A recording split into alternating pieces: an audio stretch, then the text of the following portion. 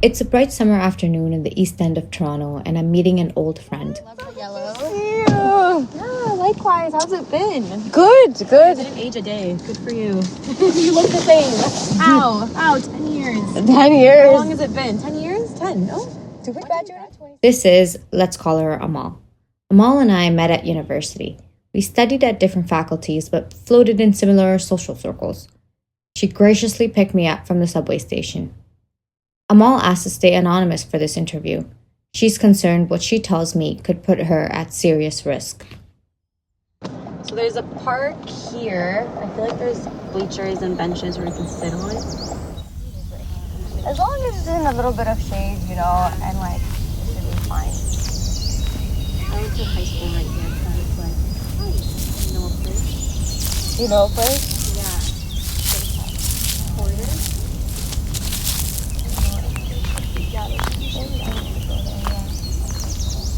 Sounds good. Let's do it. So I remember exactly the day. It was in December on a Sunday morning. I woke up and my phone was going off. It was just a bunch of random names tweeting at me, Facebook messages. My inbox was full. It was just random names that I've never heard of that were messaging me, telling me that I needed to be deported, I shouldn't be here, how does someone like me exist, I'm anti-Semitic and I'm anti-Jewish. It was like Twitter, Facebook, my WhatsApp was going off because people were sending me messages like, oh my God, you're on this website. So I went in and turns out that they had made a profile for me. It had my pictures, it had all my social media handles. And that was the day I found out about Canary Mission.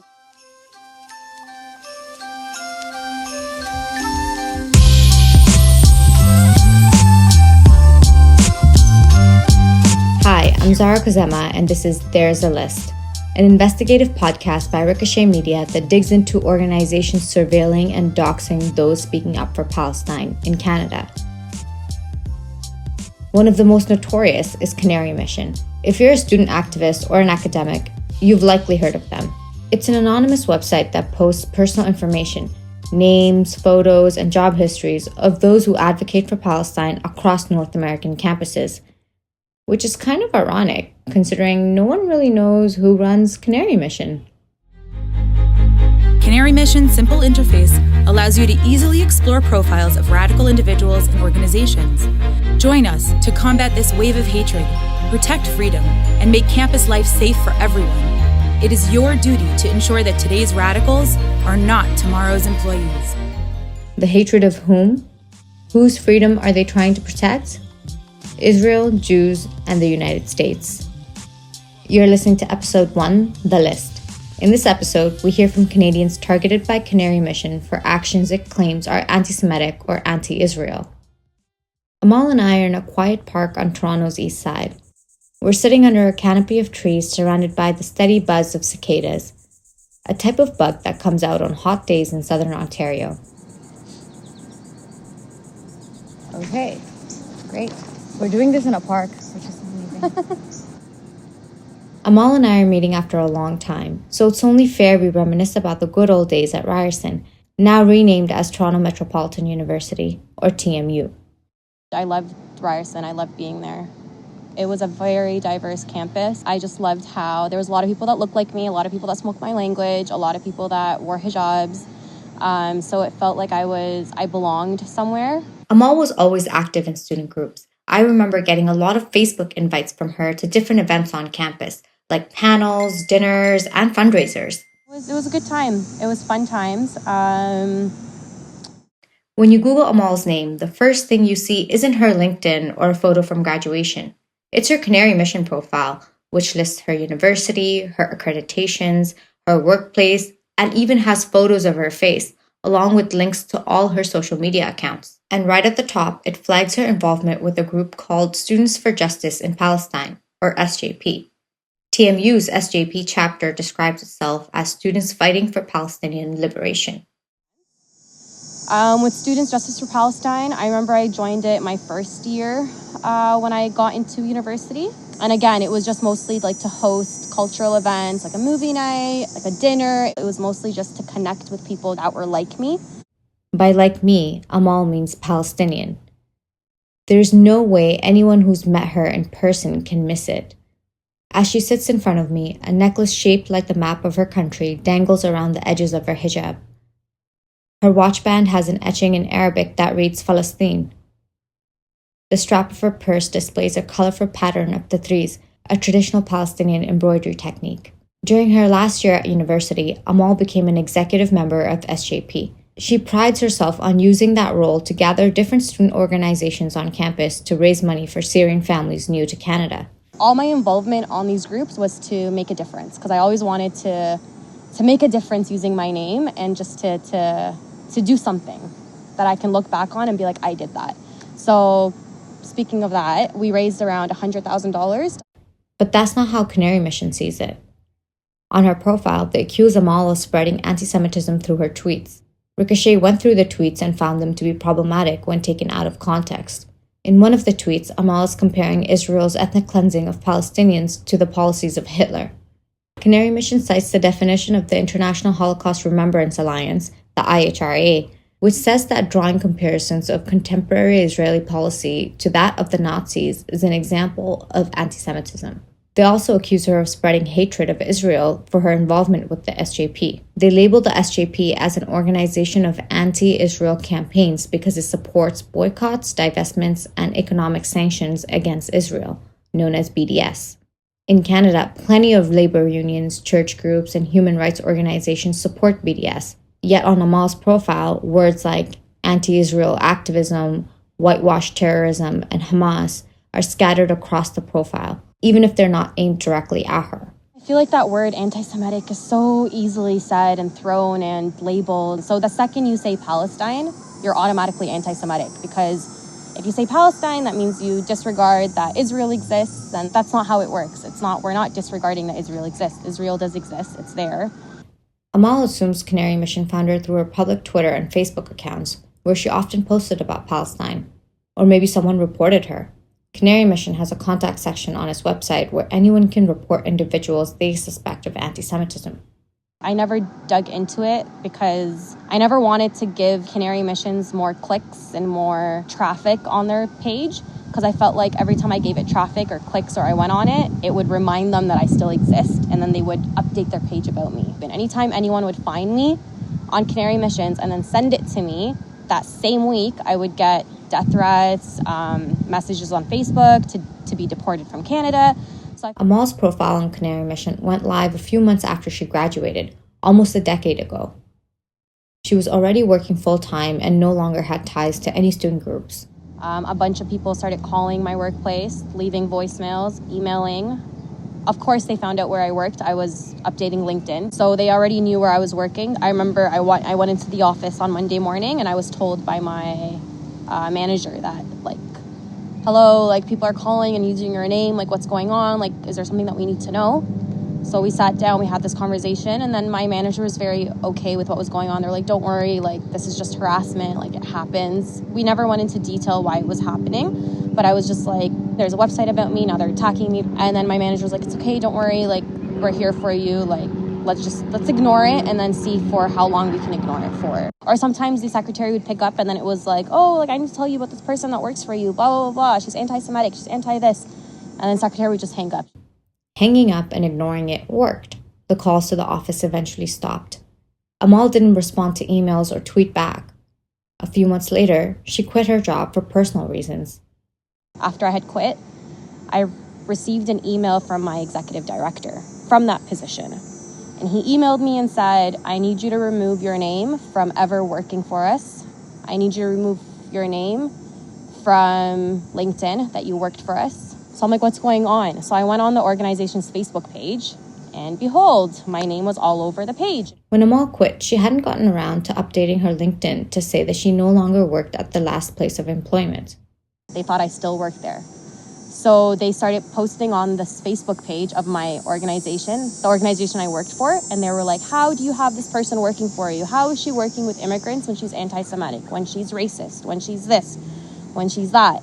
And then there were so many comments all over their Facebook page. And then there was one comment from my executive director saying, this person no longer works with us. We have removed her from our team, and they made it seem like they fired me. Amal never responded to any of the online harassment, nor did she try to correct her employer. She did, however, reach out to other individuals she knew listed on Canary Mission for advice. Everyone told her the same thing: ignore it. But things got worse. Facebook pages and YouTube videos calling for Amal's deportation started popping up. I've always been told, like, oh, go back to your country, take that off your head. So I was already attacked being a Muslim. So now it was like, oh my God, like not only am I being racially profiled because I'm being Muslim, but I'm also being racially profiled because of where I'm from.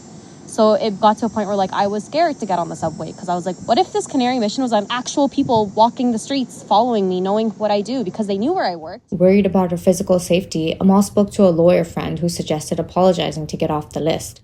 Canary Mission can move you to an ex-Canary list if you say sorry for whatever you did. You say something like, hey, I'm blank blank.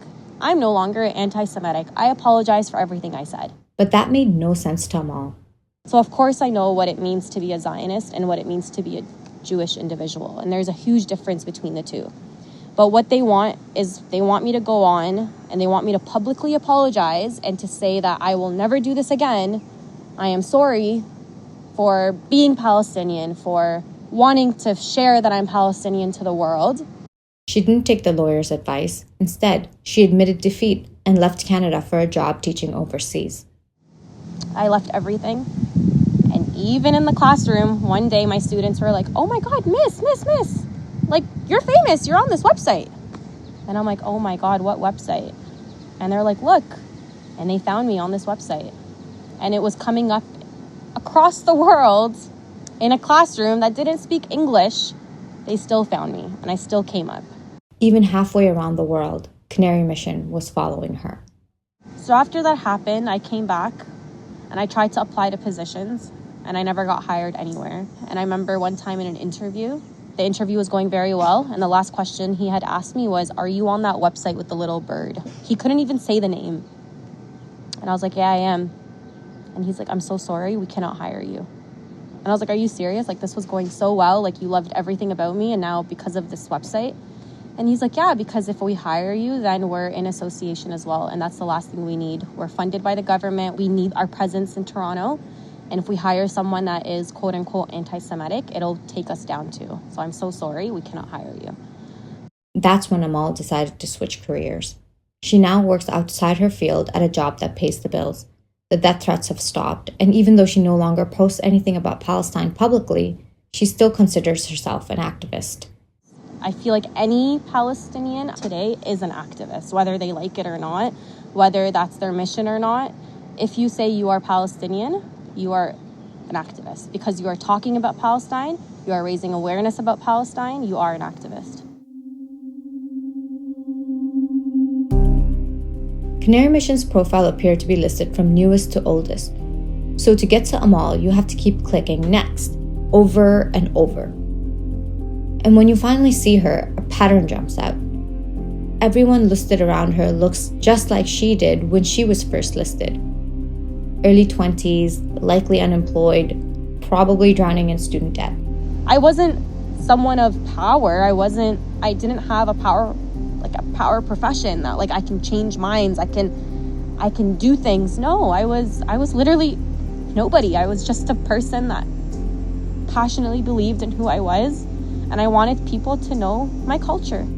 Amal's response made me wonder, who exactly is Canary Mission targeting? Yes, it's students, but as I scroll through the list, something feels off. So I called up a few tech-savvy friends and we scraped the site's data. Here's what we found. Canary Mission hosts over 5,000 profiles. In July, when we did this count, 409 of them were in Canada. And when we broke it down, a pattern jumped out. 62% of the profiles appear to be women or gender minorities. And of that group, nearly 70% appear to be racialized. Put this into context. According to Statistics Canada, only a quarter of the adult female population in Canada identifies as a visible minority or is part of a racialized group. Now, if you account for all genders, 40% of those listed on Canary Mission's Canada section are women of color. Honestly, this didn't shock me. If you scroll through the sites, you'll see page after page of women in hijabs. But what did surprise me, that wasn't just them. There were white, black, Asian, and indigenous faces there too, especially among newer profiles. But most of these people, like Amal, are young, early career, racialized women. What does targeting them achieve?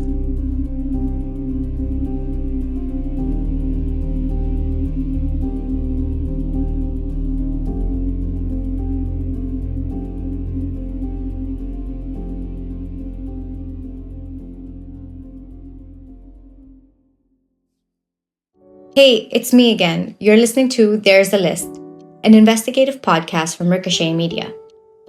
Reporting on stories like this is only possible because of listener support.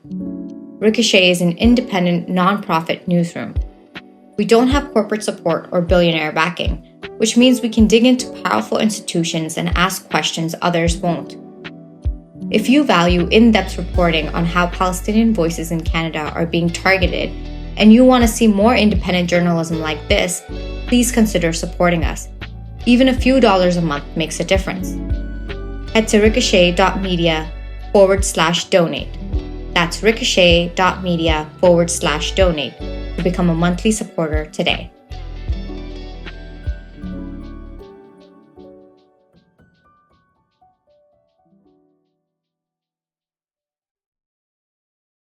Canary Mission is a website designed to dox pro-Palestinian activists and to instill fear into them and try to silence them. So it doesn't really matter. The contents of my profile doesn't really matter. The goal for them is to try to silence me, and it's not going to work. That's Calliope Anwar McCall. She's 22 and a recent University of Toronto grad. And, as you probably guessed, on the list. She's speaking to me from the suburbs of Montreal. Calliope was an organizer and negotiator of U of T's student encampment last year. It was a part of global protests calling for solidarity with Palestine among Israel's ongoing assaults on Gaza after October 7th. I wanted to hear what it's like to be fresh out of university and on Canary Mission's radar. Free Palestine! Free Palestine! Genocide is a crime! Genocide is a crime! The encampment was truly indescribable place. One of the most surreal experiences I've ever had in my life. It was first and foremost just absolutely beautiful. It was covered in Palestinian flags. There were children playing soccer, flying kites. There was food available for free all day long. There was political debates, philosophical debates. Professors were teaching their classes in the encampment. There were performances, there were musicians and artists, and there was everything. There was a library, there was we had solar panels, we had a compost system, we had recycling. It was a city. It was a fully functioning city.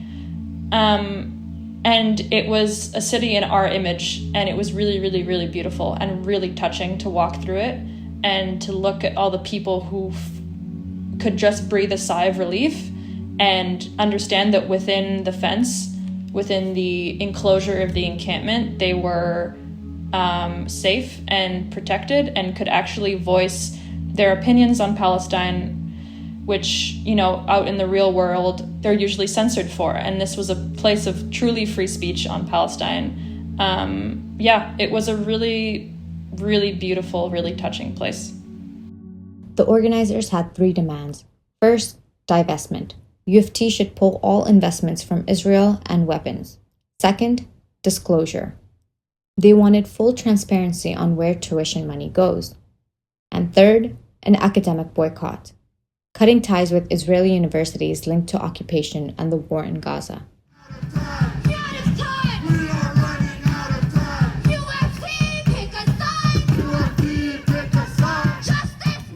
The encampment lasted 63 days, and during this time, Calliope spent over 20 hours negotiating with the university. She became the face of the movement. Media came to her for updates. This is her speaking at a press conference in May 2024. So the answer is no, they haven't met a single one of our demands. There's an open dialogue about disclosure and divestment and a flat out no for the cutting all ties. What's important to remember though is that this open dialogue about disclosure and divestment, these are the first time that these words have been uttered at the University of Toronto on the question of Palestine in 18 years. So that in itself is important to note, and that's not thanks to the university, that's thanks to the hard work of activists, pro-Palestinian activists over the last 18 years. It's all or nothing for us. With their face plastering TV screens and news articles across the country, Canary Mission had more than enough to build Calliope her very own profile. They've labeled her as a leader of a pro-Hamas encampment. Her profile, like Amal's, includes her full name, screenshots of her face, her university, major, and links to all her social media accounts. In the moment, I don't think it bothered me too much. I was in the middle of the encampment and it didn't seem that significant. I had no regrets that I had put my face out there and that I put my name out there and that I was standing up for what I was doing. In terms of repercussions, Calliope considers herself lucky because she didn't experience anything more than online hate. She says her being white is probably a factor. So I got, things ranging from just average hate, like, oh, you're stupid, you're being ridiculous, you're wrong, whatever, to like some things that are a little bit more threatening. I think calls for a content warning here, like being, for example, I was told that I should, blow myself up, Afraid for her safety, Calliope's family reached out to U of T in hopes they'd take legal action against Canary Mission and get her profile taken down. Hey Siri, read the response from U of T's president's office. With respect to the university's litigation, all of the individual respondents to the university's motion were individuals who had publicly identified as participating in the encampment and/or having leadership role in the encampment prior to the litigation being initiated. More specifically, information about protecting yourself from doxing is available through our Community Safety Office. The university's Community Safety Office is supposed to help people who've been doxxed figure out their reporting options. By the time Calliope saw that email, she'd already lost faith in the university's support system, so she didn't bother reaching out. There was not a lot of empathy, and I think the kind of party line on their side was, well, you got yourself into this mess, you can get yourself out of it, which is a massive double standard. She's certain her profile will follow her when she applies for jobs or tries to cross the border. So, why put yourself out there and take the risk? What I fundamentally value as a human being, what I want to model as a human being is what Palestinians model every day, just through sheer bravery and resilience and intelligence and beauty and courage. That's how I want to be as a human being, and I think how we should all aspire to be. And then there's a very just basic answer, which is there's a genocide happening, and we should all be sleeping in encampments every night and every day, until it stops. I can't help but draw parallels between Calliope and Amal. Both are young women, both deeply passionate about Palestine. They organized, spoke out, and were listed by Canary Mission while in their early 20s. But here's the difference. Calliope agreed to speak with me using her real name. Amal didn't. Why? The fact that my life has not been upended versus your friend 10 years ago is definitely a huge factor. Is I'm not Palestinian. Another huge factor is I'm part of the 5th or 6th wave of people getting listed on the website. And also I think that during the encampments, Canary Mission shot themselves in the foot by posting so many people. They basically diluted the website. So it went from being something very useful where there was a few people that were very, very targeted to just everyone. And by doing that, they've shot themselves in the foot because you can't possibly go through all the profiles now. So there's a safety in numbers there. Okay, now stay with me. This is where I really want to show you why the story of Amal and Calliope matters now. If you've been paying attention to the fallout from Trump's second term, or honestly, if you haven't been living under a rock, you've probably seen the horrific videos of people in the US being ripped from their families, detained, or deported by ICE. the country's immigration and customs enforcement agency.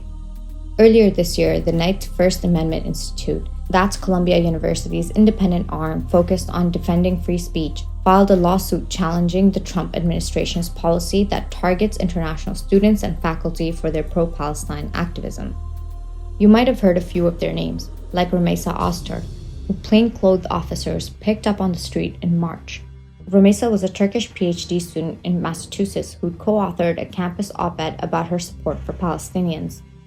Just days before she was detained, ICE agents arrested Mahmoud Khalil, a recent Columbia grad who, like Calliope, was a negotiator for his university during the campus protests last year. Both Rumeysa and Mahmoud are listed on Canary Mission. During code proceedings in July, an ICE agent testified that the department had assembled a specialized group called the Tiger Team to work on removing pro-Palestinian college students from the country. He admitted that the team combed through all the profiles on Canary Mission to target people. Okay, so the US government is using Canary Mission to detain international students who support Palestine. But what does that have to do with Canada?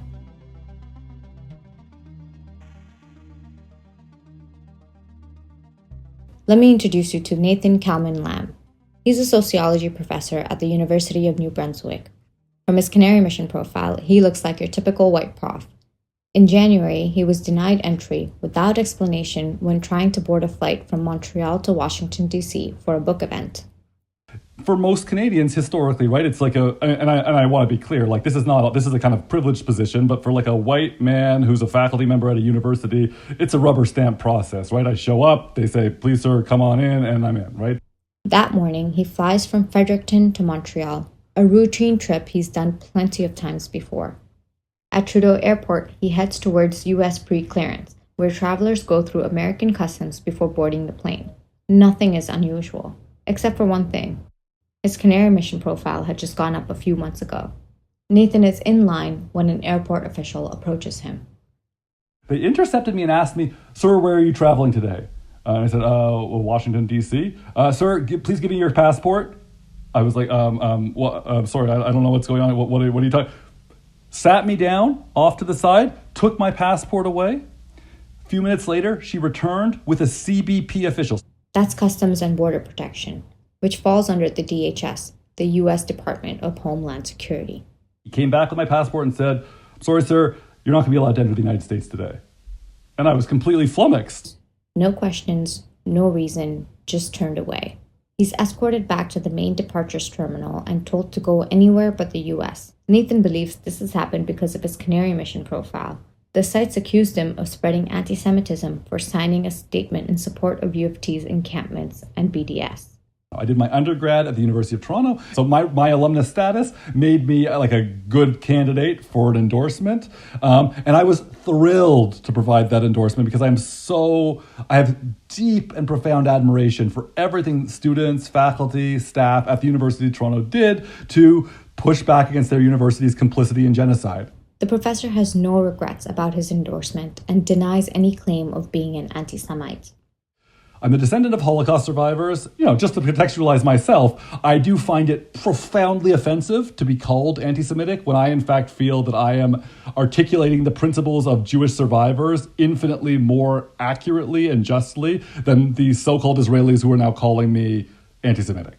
Still, he decides to go back into security and try and explain. Honestly, this is like a privileged position of someone who has not been subject to the abuses of like law enforcement and people at the airports. Like I am sure if I had had a different kind of citizenship and been through it, I would never have dreamed of taking the steps that I did.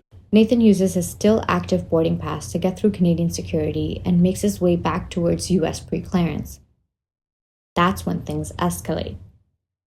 They absolutely lost their shit. I mean, like it was a totally different vibe. There were like 6 different CBP agents screaming at me, converging on me, calling over the police, like yelling. So now I'm like surrounded and they're berating me, being like, I told you could never come back to the border today. This is absolutely outrageous. Do you want to get arrested? Blah, blah, blah, blah, blah. Like I will arrest you. The CBP agents then walk Nathan out and threaten him with arrest if he doesn't go back home to Fredericton. They are screaming at me that Air Canada has to put me on the first flight back to Fredericton or I'm going to be arrested. But let me tell you something. When I was standing in pre-clearance, that was their sovereign right, because that's the rule of pre-clearance. When I'm standing in the departure zone of Trudeau Airport in Montreal, I am standing in Canadian sovereign territory, and they have absolutely no jurisdiction whatsoever. They are literally dictating to Canadian law enforcement what to do while standing in Canadian territory, and the Canadian police officer's like, yes, sir. I'll do whatever you say, sir. Okay, that to me is 100% fucked up. A few months later, Nathan obtains a visa through an onerous process and tries again. This time, he's denied and questioned for 3 hours. This U.S. agent is searching through my things like he's unfurling every sock. Border agents ask him questions about his views on violent protests, if he's traveled to Israel, or any of a dozen majority Muslim countries. The agent then searches his phone for an hour. Here's how I know it was Canary Mission. Because what is Canary Mission documenting me for participating in? It's for endorsing the U of T encampment. According to the logic of the American government, the U of T encampment was a form of anti-Semitism, aka violent protest. Right? You connect the dots. And I have publicly, quote unquote, endorsed violent protests. So the UNB professor misses his flight, but is eventually released and cleared for travel. He's given no guarantee that the same thing won't happen again the next time. And then he let me through. And then he lets me through. Let me through. Nothing happened to me. But I swear to you that my heart stopped at that moment. Like, that was the moment I'm like, I am not coming back to this godforsaken country. Because nothing is worth the risk that people take when they enter the United States, especially if they are listed by Canary Mission. Stories like Nathan's aren't rare. More and more academics are being denied or turned away when trying to attend conferences in the US. It's gotten so common that the Canadian Association of University Teachers is now warning its 72,000 members to avoid travel there, especially if they're from a country in conflict with the US or have spoken out against its government or policies.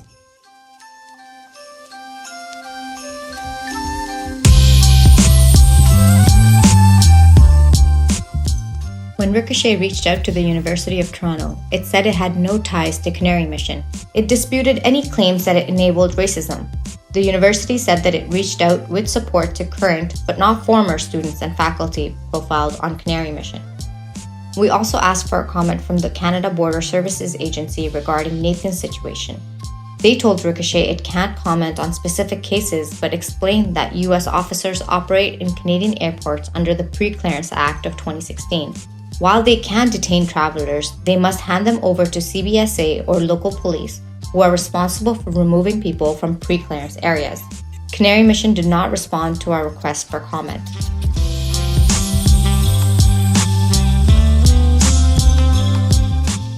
That's it for episode 1. Next time, I scour the internet to find out who's behind Canary Mission and where they get their money. I also look into what anti-Semitism really means and speak to a lawyer to learn what activists can do about doxing. I mean, what the problem we have now is the conflation of anti-Semitism with anti-Zionism or criticism of the Jewish state. And that is really, mucking up our ability to look at the real incidents of anti-Semitism. If there's a corporation behind Canary Mission, it probably has no assets. So you have this judgment against this corporation with no assets. You've just wasted a whole bunch of money, right?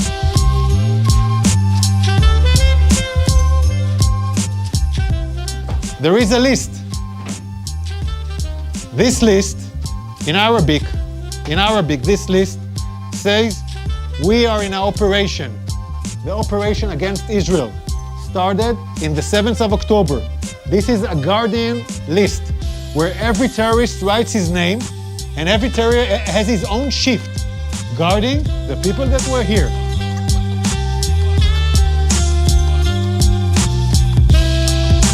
There's a List is written and produced by me, Zahra Khozema, and published by Ricochet Media. My editor is Andrea Houston. The executive producer is Ethan Cox. Jawad El-Bidawi is the technical producer. Sarah Abdul made the gorgeous cover and episode art. The podcast has been made possible through the generous support of Journalism for Human Rights. A huge thanks to Amal, Calliope, and Nathan for speaking with me. Thank you for listening, and see you next time.